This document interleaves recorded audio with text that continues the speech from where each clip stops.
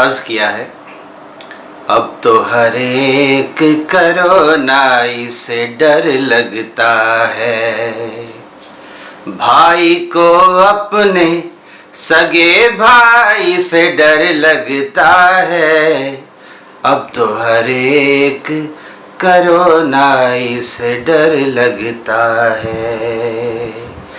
बाल इतने न कभी मेरे सखावत थे बढ़े, बाल इतने न कभी मेरे सखावत थे बढ़े, क्या करूं मैं कि मुझे नाई से डर लगता है, क्या करूं मैं कि मुझे नाई से डर लगता है।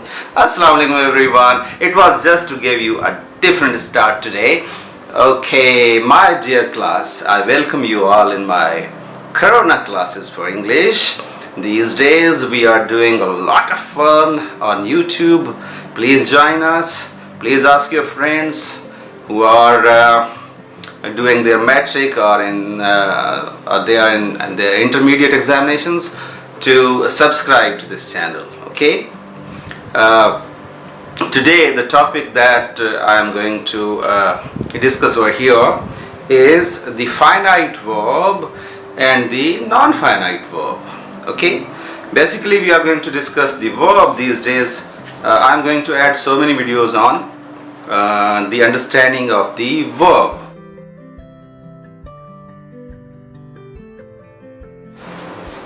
Okay, my dear class. Today, as I have told you, that the topic is the finite verb. But before we discuss the finite verb and the non-finite verb, we should establish the understanding about the verb itself. Okay, what is the verb, by the way? Verb, like the other parts of speech, is a word, because we are in the business of words. We are playing with the words every day. So what is the verb? It is a word that is used to show the action in a sentence, or the state or existence in the sentence, or the position in a sentence. Fine. So the complete definition of the verb would be that a word that shows some action or the state or existence or the position in a sentence. Fine. So that is the definition of the verb. Now, as we know that while speaking or writing, we deal with the forms of verbs. Yes, we deal with 4 forms of the verbs that are usually named as the first form, the second form, and the third form, and the ing form. They have their grammatical names as well. The first form is known as present, the second form is grammatically known as the past, and the third form is the past participle, and the fourth form, which we are told as the ing form. ing, I don't know where from this ing term has been derived, but that is also told. That ing form is the present participle. So we have 2 participles. One is present participle and the other is past participle. Fine. Now come back to the topic, that is the finite verb and the non-finite verb. What are the finite verbs? Finite verbs are the verbs that have their subjects in a sentence and they show a tense. If a verb is showing a tense, if you can get the idea, okay, this verb is in present tense, this verb is in past tense, this verb is in future tense, this verb is written in present perfect tense, this verb is written in present continuous tense, means if you have some idea about the tense from the verb, it means it is a finite verb. But if you look at some verb and you don't have any idea whether the verb is in present tense or past tense or in any tense, then this is a non-finite verb. Understood? Fine. Now, let me show you some examples on the board so that you may get some better idea about the finite verbs and the non-finite verbs. Come to the board. Okay. Now, as we discussed about the verb, what is a verb? A word which shows an action or state or position. You can also add existence. Okay? So, a word which shows an action or state or position is a verb. Fine. Now, what are the finite verbs? Look at these two forms. This is the present and this is the past. First two forms of the verb, of the action verbs. Fine. First two forms. They are always finite. Why? Because they show tenses. Like first form always shows you the present tense and it doesn't require any helping verb to help it to show some tense like present tense. And second form always shows past tense without any addition of the helping verb. Fine. So the first form and the second form, these two forms are always finite. Wherever you see these two forms, you must come to the conclusion that these two forms are finite verbs. Look at these sentences. He speaks English. The tense is visible and it is understandable that the verb speaks is in present tense, present indefinite tense. You can understand, okay, this is in present indefinite tense. Look at the next sentence.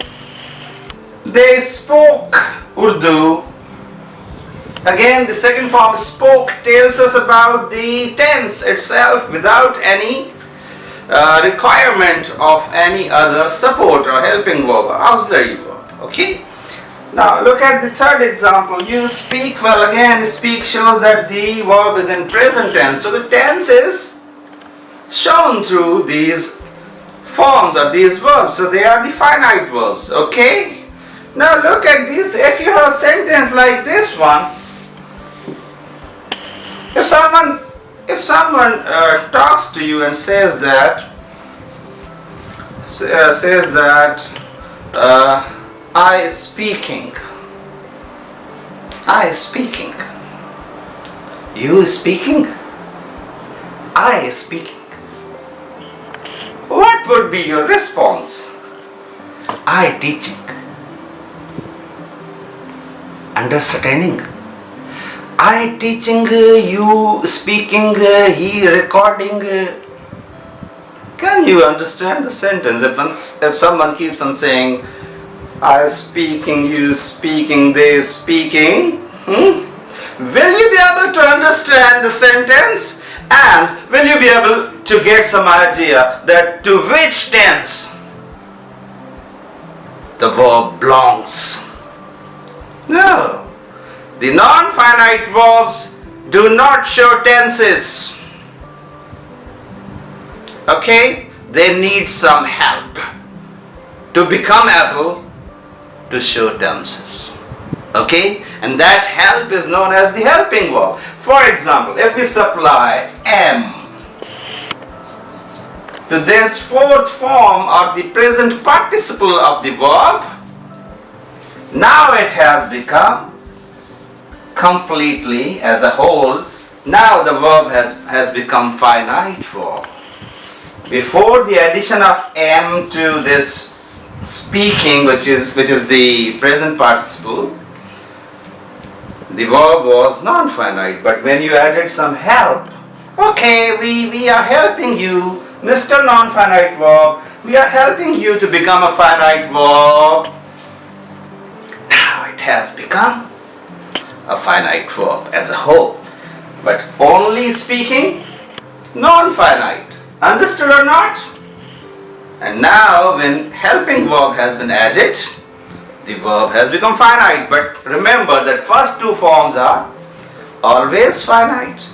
And third form and the fourth form means both the participles, present participle and past participle, they need some help to become complete verbs or the main verbs or the finite verbs, because now they are able to show some tense. Look at the next example, please. Here, Urdu spoken. What a sentence! If we speak like this, it would be a wonderful class. Urdu spoken. Fish cooked. Video recorded. Corona treated. Yes. If we had similar sentences in the language would have been very, very, very funny. But thank God we have the support of the helping verbs. Come back to the sentence and supply some helping verb to this sentence as well.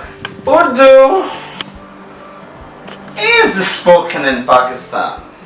Now, this spoken, which is the third form, which is the past participle, has become a finite verb. But without the addition of the helping verb, it was non-finite. Please, my dear class, especially the students of second year and first year, please, you have to be careful about the finite verbs and non-finite verbs, because there are some other questions which can be understood through this understanding.